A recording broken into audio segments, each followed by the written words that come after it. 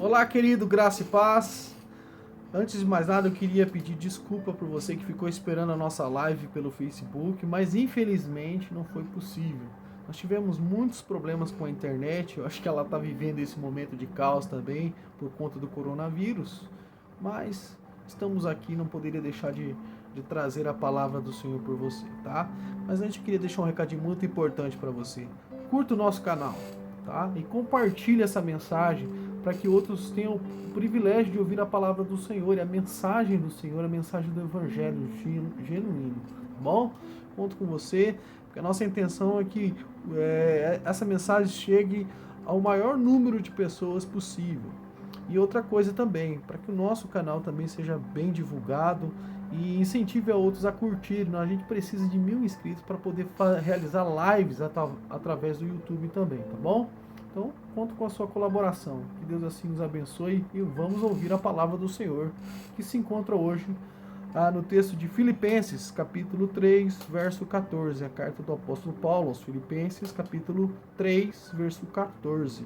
Que diz assim: prossigo para o alvo, para o prêmio da soberana vocação de Deus em Cristo Jesus.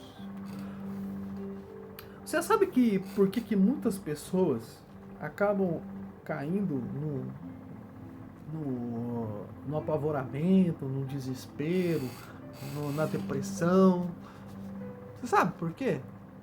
Porque muitas delas acabam abandonando o seu foco e dando importância ao caos que está ao seu lado, às circunstâncias que está à sua volta. E há várias coisas, a gente começa a se atrapalhar ouvindo uma série de situações, série de coisas ao nosso redor. Né? E é interessante a gente olhar para o texto sagrado e a gente notar que Paulo perceba que ele em momento nenhum deixou de se alegrar. Ele passou por várias tribulações, várias perseguições, inclusive aqui no texto de Cartas dos Filipenses, se há um tema central desse texto que a gente pode dizer, é alegria em meio à tribulação. Você consegue se alegrar em meio à tribulação?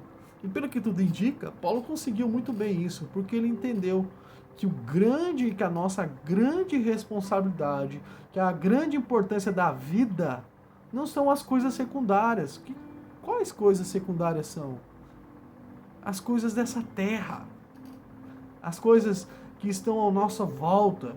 As coisas que são passageiras. Até mesmo a nossa vida aqui. Como assim, pastor? Exatamente. Porque a nossa vida principal é eterna. A nossa vida não termina aqui. Ela não se encerra aqui. E por isso Paulo, ele se preocupava tanto com o Evangelho, com a mensagem do Evangelho, porque ela traz essa esperança, ela traz esse conforto. Tanto é que nós vamos ver Paulo dizendo, mencionando no primeiro capítulo dessa epístola, dizendo que ele estava feliz porque o avanço do Evangelho não havia parado com a sua prisão. Pelo contrário, ela continuava. E ele continua, então ele escreve essa carta para incentivar a igreja de Filipos a não se abater com a notícia de que ele estava preso. E inclusive incentivá-los a continuar avançando para o caminho da salvação, para o caminho da retidão. Então, note que a alegria de Paulo não estava nas coisas à sua volta, muito menos na sua vida humana, na sua vida física, mas estava em Cristo Jesus. E através dessa lição nós aprendemos então que para se manter um objetivo, nós precisamos observar 3 coisas importantes nesse texto. A primeira delas que nós precisamos entendermos é que para nós não desviarmos o nosso foco, que é Cristo Jesus, nós precisamos desviar o nosso olhar quanto às circunstâncias da nossa vida, quanto às coisas deste mundo. Mas nós precisamos prezar pela santidade. E isso deve ser o grande objetivo. A gente precisa, irmãos, dar importância à santidade. Coisa que muitas pessoas abandonaram, essa ideia tão importante. Veja só o que diz Paulo no primeiro capítulo da carta aos Filipenses, no versículo 27. Primeiro capítulo, versículo 27. Veja só o que diz o texto. Vivei acima de tudo por modo digno do Evangelho de Cristo, para que, ou indo ver-vos, ou estando ausente, ouça no tocante a vós outros, que estáis firmes num só espírito, com uma só alma, lutando juntos pela fé evangélica. Mas note aí a primeira expressão, vivei acima de tudo por modo digno do Evangelho de Cristo. O que é viver de um modo digno do Evangelho de Cristo? É viver um mundo, viver uma maneira onde a gente não precisa se apavorar, não precisa ter medo. Ou a gente não pode viver uma vida também de engano e de pecado, uma vida de mentira, uma vida entregue à prostituição, à lascívia, uma vida entregue ao vício do álcool, ao vício das drogas, uma vida entregue à pornografia, uma vida entregue a tudo aquilo que afasta-nos do Senhor. Mas agora, Cristo agora nos proporciona a oportunidade de termos uma vida santa e reta diante de Deus. E essa vida que traz alegria a Paulo, essa vida que pode trazer alegria para você, essa alegria que pode renovar a sua fé, essa confiança é que vai trazer a direção para a sua vida. Veja que nós não podemos de maneira nenhuma desviar do nosso grande objetivo, que é Cristo Jesus, da salvação, que é alcançado nele. Nós, irmãos, que você, meu caro camarada, minha amiga, minha irmã, que está ouvindo essa mensagem, dê atenção a essa palavra, porque às vezes a gente ouve tantos conselhos ruins, dizendo, olha, esse negócio de ter uma vida cristã, esse negócio de viver uma vida santa, já era. E esse Jesus, será que voltará mesmo? A nossa esperança é sim. É lógico, é claro. Veja os sinais, já está notório por conta de sinais como guerra, enfermidades. Olha só o caos que que estamos enfrentando. Eu confesso a vocês que eu nunca tinha visto algo assim, de agora ficar isolado em quarentena e tudo mais. Mas você sabe que a gente pode tirar um momento muito importante de reflexão sobre a nossa vida nesse tempo. É um momento precioso onde você pode gastar tempo com a sua família, com a sua esposa, que você pode gastar tempo com seu filho, brincando, ensinando a respeito da palavra de Deus, reavaliando como você conduziu a vida. Será que nesse período você também acabou se entregando às paixões? É algo para se pensar. Talvez, será que você não está apavorado demais também porque você começou a se preocupar com o mundo e deixar de lado as coisas de Deus? Pense nisso. Pense nisso.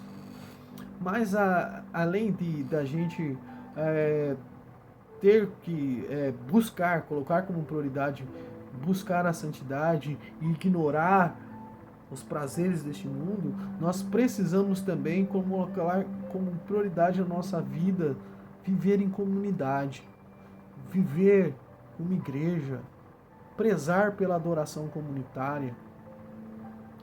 Veja comigo no versículo ainda 27 do mesmo texto, agora a segunda parte, que diz o seguinte, para que, ou indo ver-vos, ou estando ausente, ouça no tocante a vós outros, que estáis firmes num só espírito, com uma só alma, lutando juntos pela fé evangélica. Note que Paulo não fala em singular, mas ele fala no coletivo. Ele fala para um grupo de pessoas. E esse grupo era a igreja de Filipenses. E ele está incentivando que eles devem agora ter uma unidade de fé, uma unidade de objetivo, uma unidade de missão. E qual é a nossa missão, querido? Você está nessa terra para viver para a glória de Deus. Por isso, portanto, é que nós notamos que muitas pessoas acabam tristes, acabam desanimadas e tendo um vazio dentro de si, porque ainda não compreenderam a importância que é viver para a glória de Deus, que é fazer a vontade de Deus. E para isso é necessário também viver em comunidade. Porque lá nós temos o privilégio de sermos encorajados, lá nós somos desafiados, lá nós somos também desafiados a amar o próximo, a tolerar, a ser longânimo, a ser bondoso, a exercer a misericórdia, a também exortar, a ser corrigido por outros irmãos. Algo que não é fácil, né? A gente ser corrigido, e muito menos corrigir alguém. Mas faz parte da caminhada cristã. Paulo mesmo nos encoraja a isso, a corrigir os nossos irmãos. E é interessante que nós vemos um movimento muito errado, movimento precipitado que nós vemos, que muitos irmãos acabaram de deixar a vida comunitária cristã, buscam a Deus nas suas casas, na prática da leitura, estão falhando porque decepcionaram com pessoas, decepcionaram com pastores, decepcionaram com irmãos da fé. E por que decepcionaram? Porque somos falhos, porque o pastor é homem, porque você é homem, porque eu sou homem, eu tô fadado ao fracasso, você está fadado também, mas Cristo não. E por isso nós precisamos cada dia mais estar também na comunidade, porque a gente precisa de pessoas ao nosso lado. Precisamos de pessoas que nos ajudem, que nos acolhem, que nos incentive a caminhar. Nós precisamos de estar juntos. E Deus, Ele preza por isso, onde o povo dele se reúne para adorar a Deus. Nós estamos vivendo um tempo onde a gente não pode se reunir nos nossos templos, onde ali a gente adora ao Senhor, a gente engrandece o Senhor, a gente tem louvores ao Senhor. E como é bom adorar a Deus, não é? É muito maravilhoso. É precioso demais a gente estar com os nossos irmãos. Eu particularmente estou morrendo de saudade da minha comunidade, da nossa igreja presbiteriana de Cruzeiro do Oeste. Igreja mais linda, né? Muito bom, é muito bom. Mas infelizmente a gente não pode, né? Mas a gente almeja que esse tempo passe rápido, que a gente esteja congregando. É muito bom estar conosco. É muito bom estar juntos, orando, adorando a Deus, compartilhando as bênçãos, se alegrando, chorando com os que choram, alegrar-se com os que se alegram. Isso é viver em comunidade. E vivendo em comunidade nos ajuda a realmente, todo o tempo, a reavaliar o nosso foco e a reavaliar os nossos objetivos. Mas também nós vemos que Paulo dá um terceiro conselho na carta de Filipos, que para que eles continuassem firmes, para que eles não olhassem para os lados, mas olhassem para Cristo, para o alvo da grande salvação, né, da soberana salvação, da preciosa salvação, que está no versículo 2, capítulo 3, que diz assim: acautelai-vos dos cães, acautelai-vos dos maus obreiros, acautelai-vos da falsa circuncisão. Ou seja, o que Paulo está dizendo? Igreja, olha o caminho que vocês estão tomando. Reavalie. Cuidado com os falsos ensinos. Cuidado com as heresias. O terceiro conselho é esse. Cuidado com os falsos ensinos. Pessoas que acabam nos ensinando coisas que não condiz com a palavra de Deus, coisas que não tem nada a ver com o Evangelho, coisas que o Senhor Jesus não ensinou. Paulo está agora corrigindo um grupo de judaizantes que se inseriram no meio e passaram a pregar a volta da prática da circuncisão. E nós notamos que a circuncisão ela foi extinguida e foi substituída pela prática do batismo. O batismo é a substituição disso. Agora não é necessário mais derramamento de sangue, porque o Cordeiro verdadeiro foi morto e levou os nossos pecados. Ele nos lavou, nos remiu com seu sangue precioso. E agora, o que vem a nós agora é o selo do Espírito Santo, através do batismo, através de uma nova vida que nasce na conversão. E Paulo agora rebate a esses hereges e incentiva a igreja: olha, não dê bola, não dê ouvidos a essa gente, a esses cães, a essas pessoas que estão doidas para te pegar. Cuidado também, que ele coloca, os maus obreiros. Hoje, infelizmente, nós vivemos num tempo onde surge pastor todos os dias, de uma igreja, de outra igreja. Mas você sabe identificar um verdadeiro profeta? Você sabe identificar quem é aquele que realmente, um profeta que é temente a Deus, que tem uma vida piedosa? Você consegue? O primeiro sinal de um profeta verdadeiro é aquele que preza pela palavra de Deus. Aquele que ama as escrituras sagradas. Aquele que o seu discurso é totalmente pautado pelas escrituras sagradas.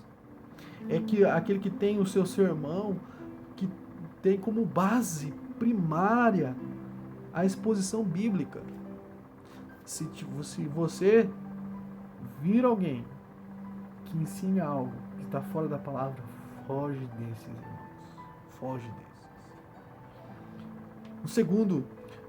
O segundo sinal é aquele que evidencia a sua salvação através das suas ações. Veja, as boas obras, elas não salvam, mas as boas obras nos ajudam a identificar o verdadeiro profeta de Deus, o verdadeiro cristão, o verdadeiro seguidor e adorador de Cristo. Elas que vão dizer. É claro que somos todos falhos. É claro que nós estamos fadados a falhar, a errar. Mas uma vida de retidão e de piedade é um dos grandes sinais. Em terceiro lugar, veja os pressupostos desse homem. Veja o fundo, o que motiva a ele estar trabalhando. Nós notamos nos nossos dias pastores que têm pregado um evangelho que não é verdadeiro, mas um evangelho que é utilitarista, ou seja, a lei do toma lá, dá cá, você dá e você receberá. Isso não existe, irmão. O evangelho é graça. O evangelho é graça. O evangelho é o trabalho, é a conversão, é o arrependimento, é a mudança, é a transformação de vida. Mas não é o evangelho de barganha. Esse é o verdadeiro evangelho. Ou seja, o verdadeiro profeta, ele é marcado pela piedade, uma vida reta diante de Deus e uma vida que é pautada pela palavra do Senhor. Ou seja, e nós vemos que uma das justificativas de que muitas pessoas acabam migrando ou saindo da igreja e desacreditando da igreja é que se sentem usadas por esses falsos profetas, que se sentem enganadas, lesadas por esses homens que supostamente dizem ser homens de Deus. Mas a gente nota, irmãos, que também esse é um dos sinais dos finais dos tempos. Mas lembre-se também que um dos sinais dos finais dos tempos é que o amor de muitos se esfriaria. Portanto, irmãos, é tempo de nós avaliarmos qual é o nosso foco, qual é o nosso alvo. Não desvie do alvo, que é a soberana salvação em Cristo Jesus. E nela nós somos felizes, e nelas nós teremos a alegria.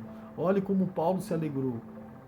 Olhe a razão da sua alegria, até mesmo no meio do caos onde ele se encontrava preso, onde ele se encontrava talvez ali passando por dificuldades, sendo ali punido injustamente, mas no entanto a sua fé foi inabalável.